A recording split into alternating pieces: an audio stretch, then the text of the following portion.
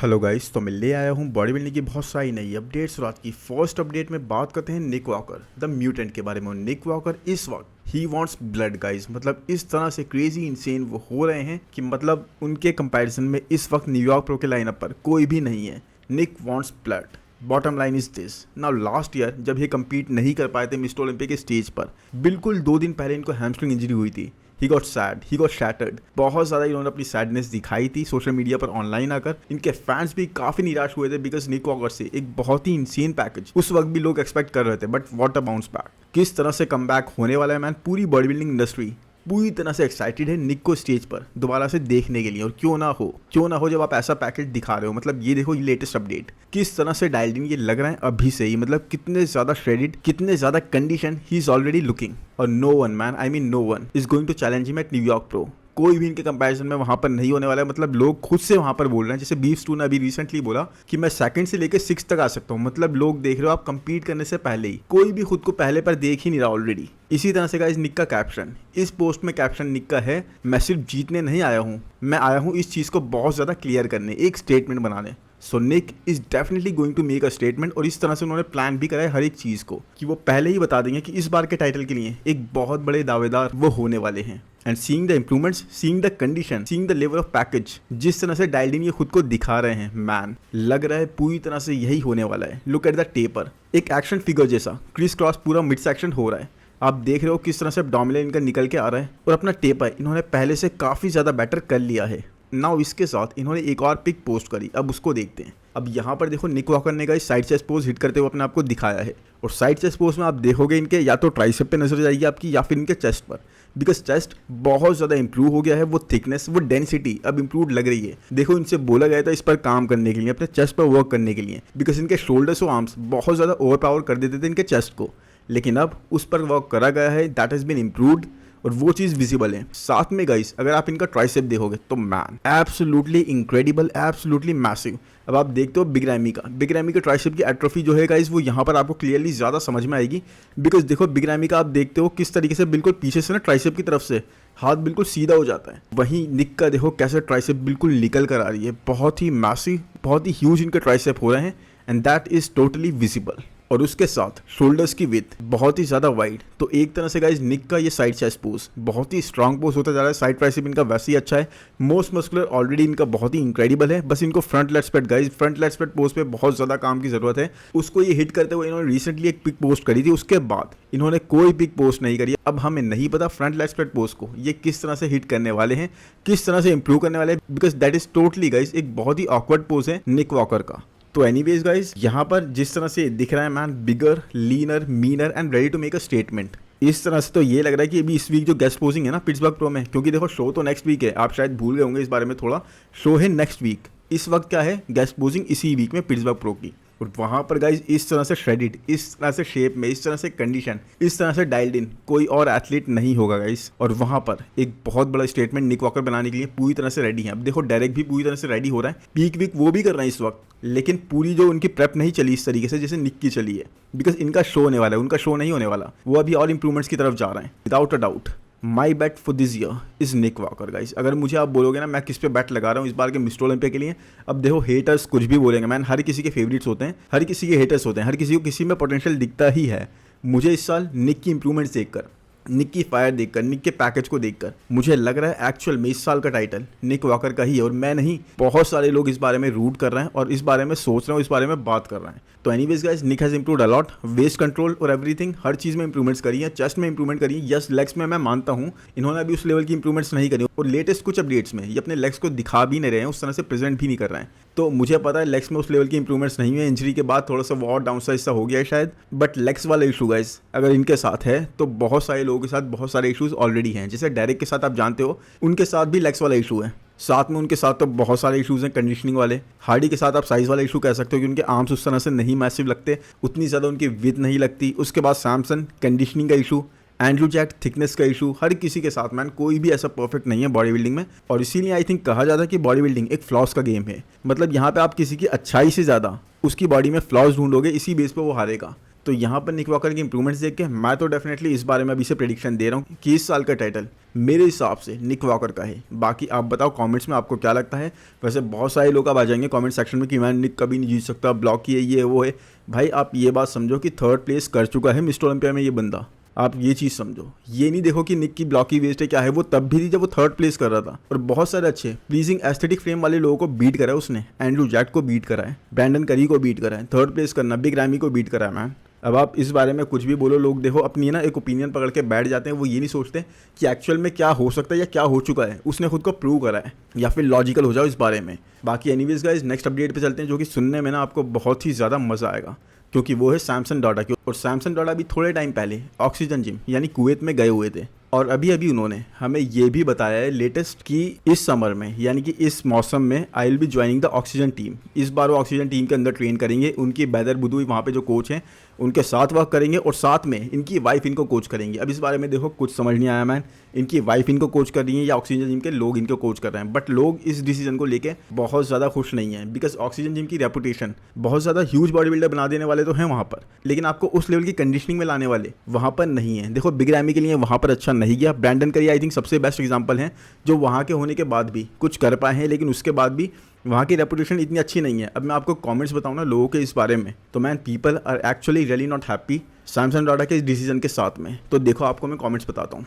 Damien यहाँ पर बोल रहे हैं रॉन्ग मूव, अगर ये चीज़ आप 3 साल पहले करते तब समझ में आता, बट इस बार आपका फोकस बिगर नहीं बल्कि कंडीशनिंग होनी चाहिए, तो ये एक रॉन्ग मूव है। उसके बाद बीस्ट मोड ये बोल रहे हैं हम देखेंगे ये किस तरह से आपको प्ले आउट करता है, लेकिन अपनी वाइफ को आप कोच करने दे रहे हो खुद को, तो एक तरह से आपके पैसे तो इस चीज़ में बचेंगे। तो मैं देख रहा हूँ आप किस तरह से मजाक उड़ रहा है। और क्रक मॉन्स्टर ये बोल रहे हैं कि bigger isn't better, better is better. Yes guys, क्योंकि ऑक्सीजन जिम में ना आपको बहुत ज़्यादा मैसिव कर देते हैं, बहुत ज़्यादा इंजेक्टिबल्स वगैरह बहुत ज़्यादा यूज़ होते हैं वहाँ पर। तो वही चीज़ है, bigger is not better, better is better. आपको कंडीशनिंग पे फोकस करना था और आप सही जगह नहीं गए उसके लिए। अब देखो इससे एक दूसरा एस्पेक्ट भी है कि वहाँ पर ना पैसे वैसे बहुत मिलते हैं, प्रमोशंस वगैरह भी ये बहुत करेंगे ऑक्सीजन जिम का, तो वो उस लिहाज से फाइनेंशियल एस्पेक्ट में ये बहुत अच्छा डिसीजन है। लेकिन अगर आपको ऊपर ही जाना है, आपको प्लेसिंग और इंप्रूव करनी है, देखो आप 3rd बेस्ट हो चुके हो इस साल, उससे इंप्रूव करना है, तो मैन ये डिसीजन लोगों को समझ में नहीं आया। उसके बाद जज ये बोल रहे हैं मेरा कंसर्न सिर्फ ये है क्या ये साइज़ को ही पुश करेंगे यहाँ पर इस जिम के अंदर या फिर कंडीशनिंग को, क्योंकि अगर मैं गलत नहीं हूँ तो हिस्ट्री यही बताती है कि ऑक्सीजन जिम हमेशा साइज़ को पुश करता है। उसके बाद नेक्स्ट कमेंट, इस वक्त सैमसन डॉटा बिजी हैं लोगों को ब्लॉक करने में इंस्टाग्राम पर। अब देखो इस बारे में मैं आपको क्या ही बताऊंगा, इस वक्त ना सैमसन डॉटा ने बहुत सारे लोगों को ब्लॉक कर दिया।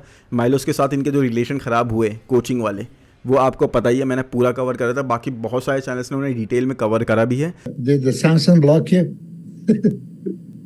Because it blocked Dennis too. Really? I don't know why. I mean, it's funny because Milo said that he was blocked, and then when he told me, I checked and I was still following him. But now when I put his name in, I don't even find it. So does that mean I'm blocked? Yeah, for sure. Hey, but he really did block me, man. Ain't that? Where are we, man? Are we in high school? You don't like me, I block you. लेकिन साथ में guys इन्होंने अभी माइलोस को block करा, Dennis James को block करा, Chris कॉर्मियल को ब्लॉक करा। अब भाई ये क्या बच्चों के खेल हो रहे हैं कि आप लोगों को ब्लॉक कर रहे हो?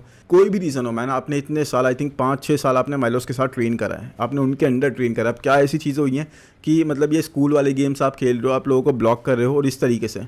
इस बारे में एक पूरा पॉडकास्ट है, मैं उसके बारे में आपको शायद डिस्क्रिप्शन में लिंक डाल दूंगा, आप देख लेना। लेकिन ये चीज़ इंडस्ट्री में बहुत ज़्यादा लोगों को पसंद नहीं आ रही और रेपुटेशन उनकी ना पूरी तरीके से, अपनी रेपुटेशन ये पूरी तरीके से खुद ही ख़राब कर रहे हैं। तो मैंने ऐसे ही कमेंट्स की भरमार लगी पड़ी है, मतलब लोग ना इस डिसीजन को पूरी तरह से अपोज कर रहे हैं और कह रहे हैं कि अब इनका डाउनफॉल स्टार्ट होने वाला है।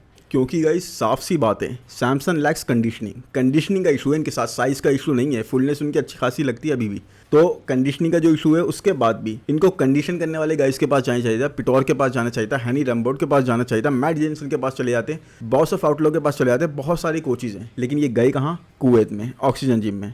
तो कुछ लोग तो ये भी बोल रहे हैं कि सैमसन बहुत ज़्यादा सफ़र नहीं करना चाहते, बिकॉज माइलोस ने अपने पॉडकास्ट में बोला भी था कि सैमसन को ना वो बहुत ज़्यादा पुश करते थे कार्डियो के लिए कि भाई और करो, हार्डी देखो कितना ज़्यादा पुश कर रहे हैं खुद को। तो सैमसन उतना ज़्यादा सफ़र नहीं कर पाते थे, वो मना कर देते थे। और इसी चीज़ को लेके लोग कह रहे हैं कि सैमसन को इतना ज़्यादा सफ़र नहीं करना, तो इसीलिए वो ऐसी जगह चलेगा जहाँ इतना ज़्यादा पुश नहीं करा जाएगा उनको कंडीशनिंग लाने के लिए। तो वही है, पूरी तरह से ट्रोल हो रहा है। साथ में गाइस एक चीज़ मैं आपको और बता दूँ कि Samson becoming more and more unlikeable by the day.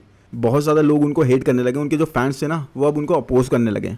एक तरह से आर्नो क्लासिक से पहले Samson was so well liked, बहुत ज़्यादा लोग उन्हें पसंद करते थे, एक पूरी तरह से वो चरम पर जा रहे थे, लेकिन अपनी इमेज मैंने आपको पहले ही बताया वो खुद हर्ट कर रहे हैं। अब इस तरह से बड़े बड़े लोगों को फिटनेस इंडस्ट्री के वो ब्लॉक कर रहे हैं। अब ये चीज़ क्या अच्छी जाएगी, कोई भी उनको कुछ बोल रहा है तो वो ब्लॉक कर रहे हैं, जैसे एरिन बैंक्स कभी करते थे उस तरीके की चीज़ें सैमसन डॉडा कर रहे हैं। साथ में सैमसन डॉडा के साथ गाइस अभी इन्होंने रिसेंटली जो ये चीज़ बोली है कि मैं ऑक्सीजन जिम जाकर ट्रेन करूंगा लेकिन मेरी वाइफ मुझे कोच करेंगी। अब इस चीज़ को लेके भी लोग कंफ्यूज हैं कि भाई आपकी वाइफ आपको माइलोस के टाइम पे भी कोच कर रही थी, आप माइलोस के अंडर ट्रेन कर रहे थे, उसके बाद भी आपने ये बोला कि प्राग प्रो रोमानिया प्रो जो ये 2 शो थे इनके लिए आपकी वाइफ ने आपको कोच करा। तो भाई ये चीज़ समझ नहीं है। और यहाँ पर भी आप ये कह रहे हो कि आप जा तो ऑक्सीजन जिम में रहे हो, वहाँ पर उनके साथ वर्क करोगे, बैदौर बुदुई के साथ जो भी उनका नाम है, और साथ में आपकी वाइफ आपको ट्रेन करेंगी। तो इस बारे में उनकी वाइफ को लेकर जो ट्रोलिंग स्टार्ट हुई है, मैंने आपको मैं कुछ कमेंट्स बताऊँ ना, आपको मज़ा आ जाएगा सुनने में।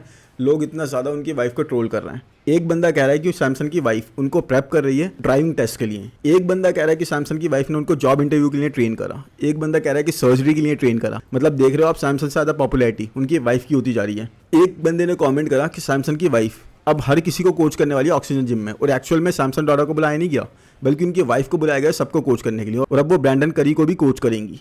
आप देख लो मैन, कितनी बड़ी बड़ी चीज़ हो रही है साथ में। लेकिन एक चीज़ बहुत इंपॉर्टेंट, अब सारा मजाक तो ये हो गया, लेकिन ये कमेंट्स ही था अपनी तरफ से, मैंने कहा इस कुछ भी नहीं बोला। आप देख सकते हो इस चीज़ को जाकर सोशल मीडिया पर। एक चीज़ और निकल कर आ रही है कि सैमसन डॉडा शायद दुबई प्रो में हमें कम्पीट करते हुए दिख जाएंगे। इसकी अभी कोई कॉन्फर्मेशन नहीं है गाइस, बट जिस तरह का आप ये पोस्ट देख सकते हो यहाँ पर दुबई प्रो लिख के बोला गया और उसके बाद सैमसन डॉडा ने बोला लेट्स गो फॉर इट। तो इस तरह की चीज़ से लग रहा है कि सैमसन डॉडा के चांसेस हैं दुबई प्रो में कम्पीट करने के, और अगर ऐसा होता है तो मैन ये शो फिर से पैक हो जाएगा और एंड्रू जैक वगैरह के या नेक्जिला के चांसेस फिर से गिर जाएंगे, क्योंकि अगर सैमसन वहाँ पर होंगे तो दिक्कतें फिर हार्डी या डायरेक्ट अगर वहाँ पर नहीं हुए दूसरों के लिए तो बढ़ ही जाएंगी। बाकी एनीवेज गाइस चलते हैं अब नेक्स्ट अपडेट पर, और वो है कियान पियर्सन की। और Kian Pearson is training like crazy guys, ये मैंने आपको पहले भी बताया था। वो अपनी तरफ से कोई भी कमी नहीं छोड़ रहे हैं, गेटिंग बिगर एंड बिगर हर एक अपडेट में। एक तो वो अपडेट्स इतनी ज़्यादा देने लगे ना, मतलब मज़ा आ गया। पहले वो कभी इतनी अपडेट्स नहीं देते थे, बट अब रिसेंटली हमने देखा है हर 2 दिन में उनकी एक फिजिक अपडेट आ ही जाती है, वो बहुत अच्छी वाली। और उसमें देखकर हमें पता लगता है कि ये डेली मतलब हर 2-3 दिन में बहुत ज़्यादा फिजिक को अपनी चेंज कर रहे हैं, गेटिंग बिगर एंड बिगर, जैसे मैंने अभी बोला। साथ में गाइस पिटौर के साथ रेगुलर चेक इन इनके हो रहे हैं, रेगुलर अपनी पिक्स उनके साथ शेयर कर रहे हैं और फीडबैक ले रहे हैं क्या चेंज करना है, किस तरह से पोस्ट करना है, हर एक चीज़ के बारे में। अब यहाँ पर ना एक बहुत बड़ा क्वेश्चन आता है गाइस, जो बहुत ज़्यादा सोशल मीडिया पर उठ रहा है, और वो ये कि कियान पियर्सन को पिट्सबर्ग प्रो की गेस्ट पोजिंग में क्यों नहीं बुलाया गया। क्योंकि देखो last time I think Shaun क्लाइडर को भी बुलाया गया था, और दूसरे सभी बॉडी बिल्डर्स को टॉप के जो होते हैं बुलाया जाता है। अब देखो उस कैल्सिंस्की को जो कि क्लासिक डिवीजन से हैं उनको अभी बुला लिया गया, मोहम्मद शबान भी अब यहाँ पर गेस्ट पोजिंग करने वाले हैं, तो कियान पियर्सन क्यों नहीं। 212 डिवीजन के विनर है गाइस। तो इसके पीछे एक बहुत बड़ा ना रीज़न पॉलिटिकल वही समझ में आ रहा है, जिसके बारे में लोग बात कर रहे हैं कि भाई डायरेक्ट लैंसफोर्ड वहाँ पर होने वाले हैं और कियान पियर्सन टोटली आउटशैडो कर देते हैं वहाँ पर डायरेक्ट लैंसफोर्ड को, because conditioning, size, shape, aesthetics, separation, हर एक चीज़ में डायरेक्ट से बेटर होते कियान पियर्सन। और इसीलिए वहाँ उनको वो रेस्पेक्ट नहीं दी गई, वहाँ उनको बुलाया ही नहीं गया, ताकि ऐसी सिचुएशन आए कि लोगों की नज़र डायरेक्ट से हटकर कियान पियर्सन पर चली जाए। तो आप बताओ वैसे आपको इस बारे में क्या लगता है। बाकी इनका फोकस इस वक्त और किसी चीज़ पर वैसे है भी नहीं, इनका फोकस सीधा सीधा टाइटल को डिफेंड करने का, यानी कि ये टाइटल अपना कहीं भी जाने नहीं देना चाहते, इग्नोरिंग एंड अवॉइडिंग एवरीथिंग जो इनके भी रास्ते में आ रही है, उस चीज़ को हर एक एस्पेक्ट से ये टैकल करने का पूरा ट्राई कर रहे हैं। और इस अपडेट को देख के तो गाइस ये लग रहा है कि इन्होंने वेट लूज करा है लेकिन साथ में साइज गेन करा है। अब ये किस तरह से करा है मुझे नहीं पता मैन, लेकिन ये बहुत ज़्यादा लीन होते हुए भी मैसिव दिख रहा है, जो कि एक बहुत ही अमेजिंग बात है। ही इज़ 100% लॉक्ड, पूरी तरीके से मेंटली ये वहीं पर है, उसी जोन के अंदर है। और मुझे तो लगता है कि शॉन क्लाइडर एक तगड़ी टक्कर इनको दे तो देंगे, लेकिन बीट बिल्कुल भी नहीं कर पाएंगे। बाकी अगर अब चले हम नेक्स्ट अपडेट पर, तो वो है गाइस हंटर लब्राडा की। और Hunter Labrada is just growing and growing and growing guys. Her update में हमें ये बिगर और बिगर और बिगर होते हुए दिख रहे हैं। फाइनली हंटर 300 पाउंड्स को टच कर चुके हैं। मतलब आप देख रहे हो हंटर की हाइट इतनी ज़्यादा नहीं है, ये I think Derek Lunsford, Hadi Choopan, Nick Walker इन सब की हाइट के बराबर ही है, या फिर 1 आध इंच बड़े होंगे, लेकिन उसके बाद भी 300 पाउंड से ऑलरेडी टच कर चुके हैं। और साथ में सबसे अच्छी बात पता है क्या है, उसके बाद भी इनका शेप थोड़ा भी सेक्रीफाइस नहीं लग रहा है। बहुत ही लीन साइड पर होने के बाद इन्होंने ये चीज़ अचीव करी है, अपने शेप को इंटैक्ट रखते हुए, जो कि बहुत ही अच्छी बात है। अब कैप्शन में हंटर ने ऑलरेडी क्लियर कर ही दिया है कि ये ट्राई बिल्कुल भी नहीं कर रहे हैं अपने वेट को पुश करने का, बल्कि ये सिर्फ और सिर्फ ट्राई कर रहे हैं ग्रो करने का। इनका फोकस वेट के कांटे पर नहीं है कि कितना नंबर दिख रहा है, बल्कि सिर्फ और सिर्फ ये चाहते हैं कि मैसिव हो जाऊंगा, अच्छे से मसल मास ऐड करूं अपने शेप को इंटैक्ट रखते हुए, और यही चीज़ ये कर रहे हैं। अब ये कुछ वीक्स और इस चीज़ को करेंगे, उसके बाद ये प्रेप स्टार्ट करेंगे। लेकिन हाँ, एक चीज़ और है कि पिट्सबर्ग प्रो में गेस्ट पोजिंग जो होने वाली है गाइस इसी वीक, उसमें हंटर लब्राडा भी हमें दिखेंगे, तो वहाँ इनको देखने में भी मज़ा आएगा कि एक्चुअल में कितने मैसिव दिखते हैं। क्योंकि देखो 300 पाउंड टच कर जाना मतलब बहुत बड़ी बात है, जबकि आपकी height 5 foot 8 inch 5 foot 9 inch के आसपास हो। मज़ा आने वाला है इस चीज़ को देख के। और साथ में है वहाँ पर कितने बड़े ये लगते हैं, निक के कंपैरिजन में कहाँ पर आते हैं, डायरेक्ट के कंपैरिजन में कहाँ पर आते हैं, ये चीज़ देखने में ना एक एक्साइटमेंट क्रिएट करेगी। प्लस 300 पाउंड से अगर ये कट डाउन करके 270 पाउंड 275 पाउंड के आसपास भी मिस्टर ओलंपिया के स्टेज पर होते हैं, एक बहुत ही अच्छी कंडीशनिंग के साथ, शेप के साथ, हर एक चीज़ इंटैक्ट रखते हुए, तो मैन मज़ा आ जाएगा। Hunter is going to turn heads, और ये चीज़ इस बार लग रही है बिकॉज बहुत बड़ा स्टेटमेंट ये बना रहे हैं, एक तरीके से अपनी डाइट को चेक में रखते हुए, अपनी ट्रेनिंग को चेक में रखते हुए, पोजिंग को चेक में रखते हुए। वैक्यूम ये डेली ट्रेन करते हैं, तो मैन अब तो पिट्सबर्ग प्रो की गेस्ट पोजिंग बस करवा ही दो। 2 दिन का वेट नहीं हो रहा, अब 2 दिन बाद ये, लेकिन 2 दिन का वेट नहीं हो रहा, अब जल्दी से करवा दो और चैनल पर कवर करते हैं उसे। बाकी आज की अपडेट्स इतनी ही। अपडेट्स तो बहुत सारी हैं मैन, लेकिन वही ये 2 वीडियोस बनाने में ना बहुत ज़्यादा एनर्जी चली जाती है। एनीवेज ट्राई करूँगा कभी ना कभी तो। बाकी आई होप ये वीडियो आपको पसंद आया होगा। पसंद आए तो यार जल्दी से लाइक कर दो। 600 700 800 लाइक्स ही आते हैं यार, ज़्यादा से ज़्यादा लाइक करो, 1000 से ऊपर लेके जाओ हमारे चैनल को। और प्लस कमेंट्स में ज़रूर बताओ इस वीडियो आपको कैसा लगा। आपके कमेंट्स, आपके फीडबैक मुझे सच में मोटिवेट करते हैं आगे बढ़ने के लिए, और अच्छी वीडियोस बनाने के लिए, और ज़्यादा हार्ड वर्क करने के लिए। प्लस चैनल को सब्सक्राइब तो मैन करो, सब्सक्राइब करे बिना मत देखा करो, नोटिफिकेशन बेल को भी दबाओ। Thank you, bye bye.